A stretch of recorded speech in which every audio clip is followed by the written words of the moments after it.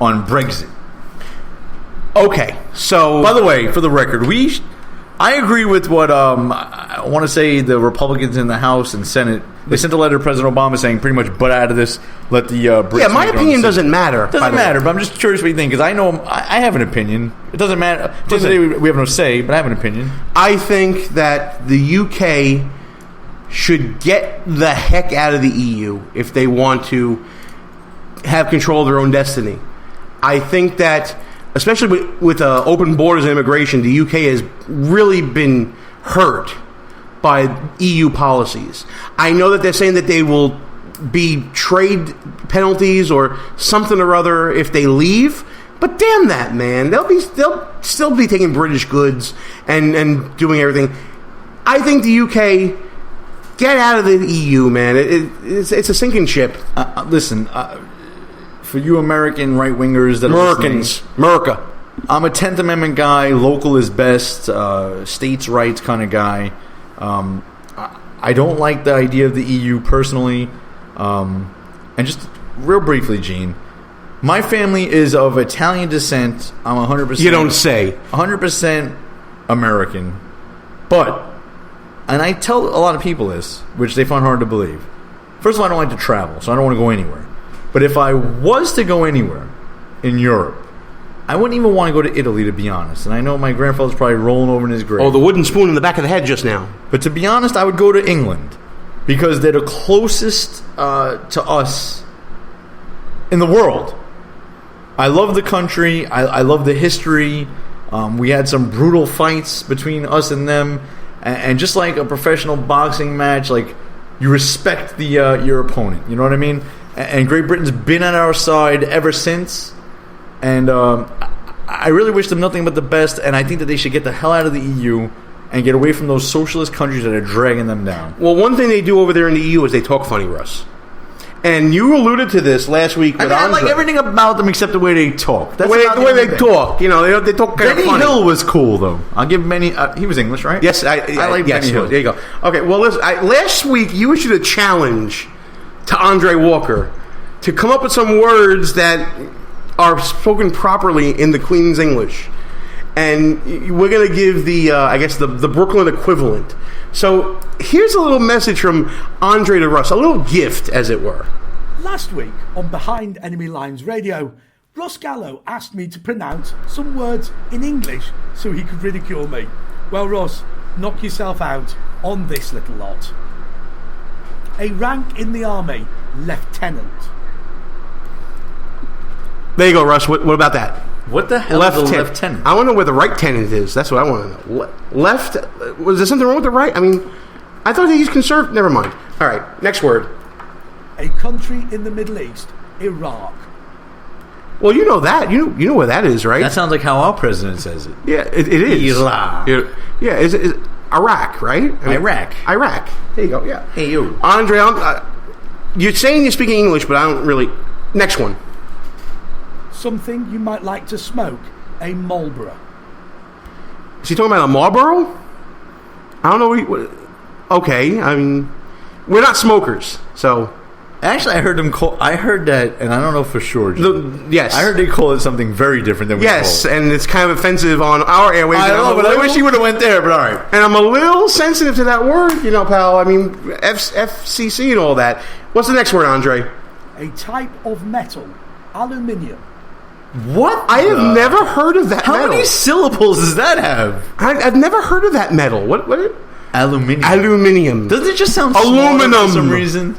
Yeah, it just sounds smarter. It sounds arrogant and snark. Yes. Aluminum. You know what? I hate him now. Go next. To frequent. Patronize. All right, first of all... What was that description? Was wrong. Yeah. Frequent. To frequent. Frequent. And of course, patronizes with an S-E at the end. I'm not buying it. No. It's America. Place to leave your car park, an American university. Parking lot? Duke. It's a parking lot. We got a caller calling in right now. I'm going to ask the call. I'm going to ask a minor difference in pronunciation. A famous web company, YouTube. YouTube. but the one before that was Duke, as in Duke University. Duke. Come on now. You kidding me? And YouTube. It's 2 words, apparently. And I was watching, I have a challenge for him for next show, or maybe a couple shows from now. British comedy, Gene. You ever get up late at night and... I love me some Fawlty Towers. I don't know, Gene. I have to be really drunk to laugh at British comedy. What is going on there? They have a sick sense of humor, don't they? They do. But Andre has a message for you after this last word. Of course, you get a response back. Ross, get a load of that, and you still sound a bit like Rocky. Wow. I guess he thinks that this is a Philadelphia accent. Andre, you got to realize a Philadelphia accent and a New York accent, 2 totally different things. What an arse. Yeah, I'm telling you. Look up arse, people. Can you believe that's how they say ass? I'm telling you, man. You know what? We had a caller on the line. I'm going to get him back on right now. Oh, no. And while we're doing that, we got to get back on to a little more Trump stuff, a little bit of Hillary stuff. Andre's monologue really nailed it. Nailed it. He did so. He had everything I wanted to say for the show. Really, and I wish I would have thought of this because it was. Okay, I got a caller on the line. A stroke of brilliance before we get to the caller. Really was right. When he talked about. Hang on the line, caller. When you talk about FBI investigations and people on these no fly lists and whether or not they should be able to own a gun. When he mentioned that Hillary, well, he didn't actually say Hillary's name, but someone under FBI investigation should not have the nuclear launch codes. Bam. Simply brilliant. I mean, Trump, if you're listening, or anybody in your campaign, there's your commercial right there. All right, caller 646-549. You're on the air. How you doing? You still there? The Honorable William P. O'Neill III is still here. All right, William O'Neill, another one of our Brooklyn friends from old school Brooklyn GOP Radio. First of all, William, do you approve of this show? Because that's your thing. You have to approve of everything, sir. Absolutely, especially since we got Russ live along with the great Gene. Of course, this is fantastic. The dream team. See that? Thank you, pal. What's on your mind? What's on your mind? First with of all, politics? what's the drink of the night? Yes. Oh, yes. What is the drink of the night? Oh, the drink of the night is what's always the drink of the night for the William O'Neill. The Natty Lights. I got 2 of them in my Yankee souvenir cup on ice right now. I'm just calling in. I just want to hear my boys talk about what they do best. So I'm just here to say hi. Happy to be here. Glad you guys are both together again. And we only have a few more minutes for the show, so just a couple. So you guys finish it up. I'll just be on the line. Wait, O'Neill, don't go yet, O'Neill, because I know. Listen, you're a nut job and you're all over the place, but you're brilliant when it comes to politics. What's your take on Trump this week? Just spit it out, bro. Go freestyle on this. I'm actually disappointed. I don't know why he's so quiet, and he's not. Other than firing his campaign manager, again, he's not on the waves. I don't hear him. He's not upsetting anyone. He's not mouthing off like he should. So I'm assuming he's waiting to just blow up. Hopefully in the next week or two before the convention. That's my honest take, because Hillary is mouthing off. She's doing what she's supposed to be doing for her side, but the Donald, it's a little weak for me. It's a little weak. But again, I'm hoping that's only for Andre Walker and our European fans. So basically, what William is saying is Donald Trump supporters are the equivalent of the soccer hooligans in Europe. We want a guy who's going to mouth off and say crazy things every week. Otherwise, we're disappointed. You don't have to mouth off and say crazy things. But at least... I know. I want crazy, William. I want crazy. At least I love the crazy, too.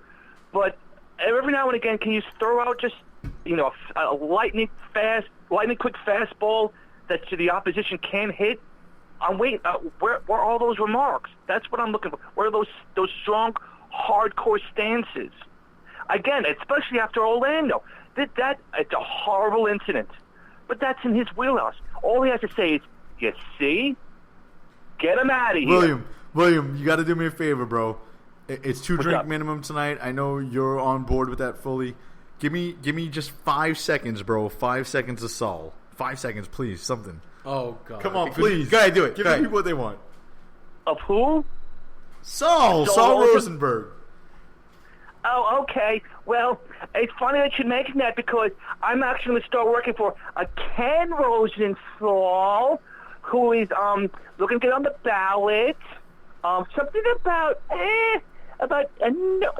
saying no to Iran and no nuke deal. I don't know. Oh, but he's boy. paying me. He's paying me. Listen, he's paying me $15 I didn't know he was going to go down that road. You asked for this, Russ. William, you're awesome. I'm going to keep you on mute so you can listen to the rest of the show, pal. Thanks so much for coming on. We love you. We'll talk to you soon. Love you guys. Keep it up.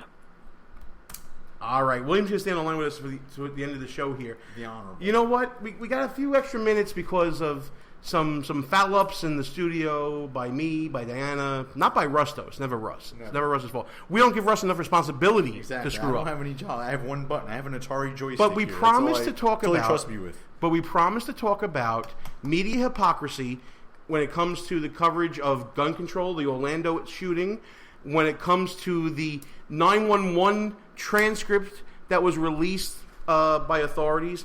Here's the first thing I got to know, Russ. And maybe this will get your rant started a little bit, but give you extra fuel to the fire. What does the administration have to do with the release of a transcript of a 911 call to a local municipality? Where does this president and this Justice Department get off with taking control over what information comes out from a city department in Florida? Get on that train first and foremost. I mean, what the hell are they doing editing it, Gene? Why are they taking Allah out and putting God in? And why are they... Are we equivocating now between two different religions? Think about equivocating. If all of a sudden some, I don't know, pick a right-wing group. If somebody went in there, right, shot up that place, and made a phone call to 911 and said, guess what? I'm with whatever evangelical church... and I'm a member of the NRA. Do you really think the media would edit out that call and change the names of the NRA and the church that he mentioned? No. So this maniac goes in there and is talking about Allah and ISIS and everything else, and they edit it out. We are through the looking glass, people. We are through the looking glass. America is not what you think it is. You people who listen to this show and talk radio and go on the Drudge Report, you get it. But there's something called the curse of knowledge. I know you want to move on, Gene, but there's something called the curse of knowledge. I don't want to move on. I just want you to know we got a caller on the line. You can Absolutely. go ahead. Curse of knowledge. You believe subconsciously or unconsciously that, subconsciously that everybody sort of knows what you know. You don't think about this all the time. You just assume what you know others know. Because you watch Fox News and you listen to talk radio, you listen to Behind Enemy Lines, you click on the Drudge Report 1,000 times a day. But guess what? Your fellow idiots in America that are eating their Big Macs and playing their PlayStations and watching millionaires play basketball or baseball, they don't know what the hell is going on out there. They have no clue. So when they see an edited tape of a guy who shoots up a bunch of gays in Florida and is talking about his allegiance to God, that all subconsciously sinks in. Who does that? Right-wingers who are evangelicals. That's when it sinks in.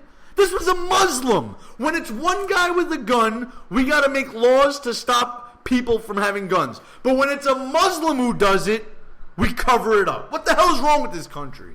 I agree. Yakety yak. You're back on the air with us, pal. What do you got to say? And, I just want to add, it's not just the freaking hypocrisy of it all. It's amazing to hear people talk about things that they have zero, and I mean zero clue about. Look, I'm not this big gun expert at all. So guess what? You know what I did? I shut my mouth and try to, do whatever homework about how many rounds an AR-15 has and what the weapon actually was. They kept on saying it was an AR-15. Guess what? It wasn't even an AR-15. But somehow they're looking. Everything has to be an agenda. They don't actually have any. When they're advocating for causes, these are only causes as a springboard to their real ultimate goals, which is complete utter government control. And whether it's whether they exploit gay rights or gun control. It doesn't matter. These are just pawns. If they like to